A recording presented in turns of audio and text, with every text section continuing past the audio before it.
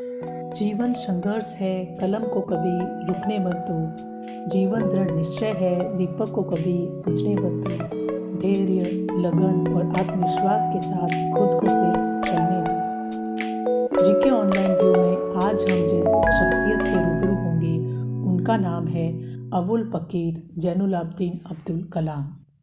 जितना बड़ा नाम उतने बड़े काम। स्टूडेंट, टीचर, साइंटिस्ट या प्रेसिडेंट, हर रूप में अव्वल रहने वाले डॉक्टर एपीजे अब्दुल कलाम का जन्म 15 अक्टूबर 1931 में तमिलनाडु के रामेश्वरम के एक गरीब मुस्लिम परिवार में हुआ। इनका समंदर किनारे एक छोटा सा घर था जिसमें कुल 12 सदस्य रहते थे। इनके पिता मछुआरों को नाव किराए पर देते थे और कभी कभी खुद भी तीर्थ यात्रियों को रामेश्वरम तक ले जाते थे। परिवार जितना बड़ा, समस्याएं उतनी ही बड़ी। कलाम अपने भाई बहनों में छोटे थे और आर्थिक तंगी के चलते कलाम ने 10 वर्ष की उम्र में अखबार बेचना शुरू कर दिया। इस पेशे को चुनने का कारण यह भी था कि इनको पढ़ने का बहुत शौक था। कहते हैं ना, आज के लिए ऐसी योजनाएं बनाओ जो आपको कल के लिए तैयार करे। कलाम के साथ भी कुछ ऐसा ही था। इनके महान बनने का सफ़र बहुत मुश्किल और दिलचस्प था। आज हम इनके जीवन की ऐसी ही छोटी छोटी घटनाएं देखेंगे।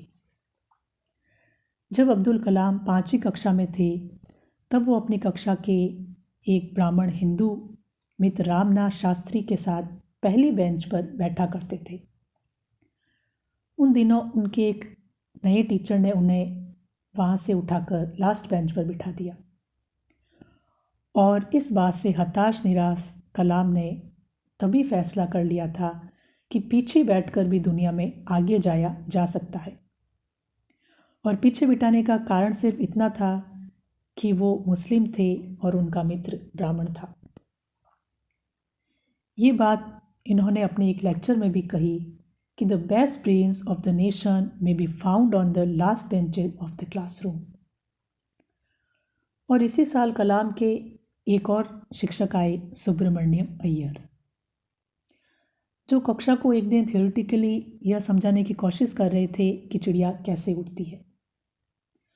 और सारी कोशिशों में नाकाम होने पर वे उन्हें समंदर किनारे ले गए। वहाँ उन्होंने लाइव डेमो दिखाया चिड़िया का कि चिड़िया कैसे उड़ती है और प्रैक्टिकली समझाया। चिड़िया के पंख सब कुछ देखकर उसका उड़ना ऐसे सिखाया कि कलाम का दिमाग उसी दिन खुल गया। और चिड़िया की उड़ान को समझते समझते कलाम ने एरोनॉटिक्स को समझना शुरू कर दिया। और चिड़िया उड़ाते उड़ाते कब उन्होंने रॉकेट उड़ाना सीख लिया पता ही नहीं चला। 1955 में मद्रास इंस्टीट्यूट ऑफ टेक्नोलॉजी में एरोस्पेस में इंजीनियरिंग में एडमिशन लिया और स्कूल के दिनों में मैथ्स में 100 में से 100 नंबर लाने वाले कलाम की काबिलियत वहाँ भी नजर आई। जहाँ सबके लिए नामुमकिन लगने वाला 1 महीने में पूरा होने वाला प्रोजेक्ट कलाम ने दिन रात कड़ी मेहनत करके 3 दिन में पूरा कर दिया ताकि उनकी स्कॉलरशिप ना रुके। और कलाम ने वहाँ भी ये साबित कर दिया कि if you want to shine like sun, first burn like sun. उनके जीवन का एक ऐसा इंसिडेंट जिसने उन्हें थोड़ा हिला दिया। जब उनकी इंजीनियरिंग पूरी हुई तो उनका सपना था एयरफोर्स में जाना और इसके लिए उन्होंने इंडियन एयरफोर्स ऑफ देहरादून में इंटरव्यू दिया, लेकिन ये सेलेक्ट नहीं हो पाए। इनका सपना जितना बड़ा था शायद इनकी उड़ान भी वहीं शुरू हो गई थी। कुरान और गीता हमेशा साथ रखने वाले डॉक्टर कलाम ने 1958 में defence research and development organisation DRDO join कर लिया और DRDO में काम करते हुए इनको एक बार नासा भेजा गया। वहाँ इन्हें इंडिया से भी ज़्यादा सैलरी का प्रलोभन देकर वहीं रुकने के लिए कहा गया, लेकिन कलाम ने कलाम का देश प्रेम इन्हें वापस इंडिया ले आया और यहाँ इसरो में इन्होंने काम शुरू कर दिया। वही इनका पहला प्रोजेक्ट शुरू हुआ केरला के थुम्बा गांव से। वहाँ सुविधाओं की कमी के बावजूद भी कलाम ने अपने हार्डवर्क का परिचय अपनी टीम वर्क के साथ देते हुए 21 नवंबर 1963 में पहला रॉकेट लॉन्चिंग का मिशन पूरा किया। इसके बाद इस मिसाइल मैन ने कभी पीछे मुड़कर नहीं देखा। 1969 में इनको SLV थर्ड के प्रोजेक्ट का डायरेक्टर बनाया गया और 10 साल की कड़ी मेहनत के बाद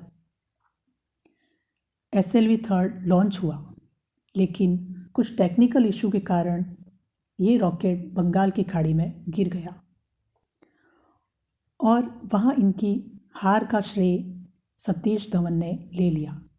कहते हैं ना कि जीत का श्रेय अगर कोई लीडर ले तो वो महान होता है, लेकिन अगर हार का श्रेय ले तो वो महानतम होता है। कलाम के साथ भी ऐसा ही हुआ। वह जब पूरी दुनिया की नज़र कलाम पर थी तो कलाम का पूरा डर और फेलियर का श्रेय सतीश धवन ने ले लिया और अपनी लीडरशिप को साबित कर दिया। और दोबारा इस फेलियर से सीखते हुए कलाम ने एक ही साल में SLV 3 का दोबारा निर्माण किया और 18 जुलाई 1980 में रोहिणी फर्स्ट सैटेलाइट का लॉन्च किया, जो सफल रहा।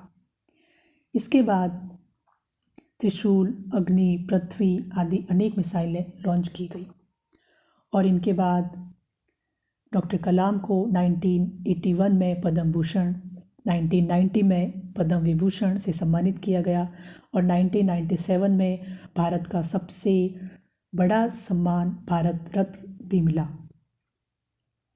1998 में पोखरण द्वितीय का प्रोजेक्ट, जिस पर दुनिया के कई देशों की नज़र थी, ये एक न्यूक्लियर बॉम्ब टेस्टिंग प्रोग्राम था। इसमें कलाम चीफ कोऑर्डिनेटर थी।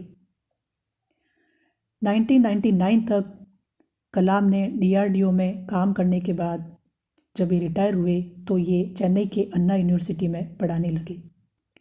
और जैसा कि इन्होंने अपनी बायोग्राफी में बताया है कि वहाँ इन्हें तात्कालिक PM अटल बिहारी वाजपेयी का फ़ोन आया था और वहाँ उनसे प्रेसिडेंट बनने की बात कही गई। कलाम ने इनकार नहीं किया और 2002 में ये भारत के 11वें राष्ट्रपति चुने गए। 2007 में 5 वर्ष की सेवा के बाद ये पुनः अपने पसंदीदा पेशे शिक्षा लेखन में लौट आए। इनका कहना था कि दुनिया अगर मुझे एक टीचर के रूप में याद रखे तो मेरे लिए एक बहुत ही गर्व की बात होगी। शुद्ध शाकाहारी भोजन लेने वाले कलाम को जीवों से बहुत प्यार था और यूथ आइकन कहलाने वाले कलाम को 70 साल की उम्र में भी youth icon of the year award मिला। 27 जुलाई 2015 को शिलोंग IIM में एक लेक्चर के दौरान हार्ट अटैक के बाद इनका निधन हो गया। पूरा देश 15 अक्टूबर को विद्यार्थी दिवस के रूप में इनका जन्मदिन मनाता है और जब ये 26 मई 2005 को स्विट्ज़रलैंड गए थे तो वहाँ की सरकार भी 26 मई के दिन विज्ञान दिवस मनाती है। इनके नेक विचार और उच्च आदर्शों के कारण डॉक्टर APJ अब्दुल कलाम को हमेशा याद किया जाएगा। अंत में मैं यही कहना चाहूँगी कि on the journey of the life's highway keep your eyes upon the goal, focus on the donor not upon the hole. Next video में हम एक और ऐसे दूसरे व्यक्तित्व पर चर्चा करेंगे।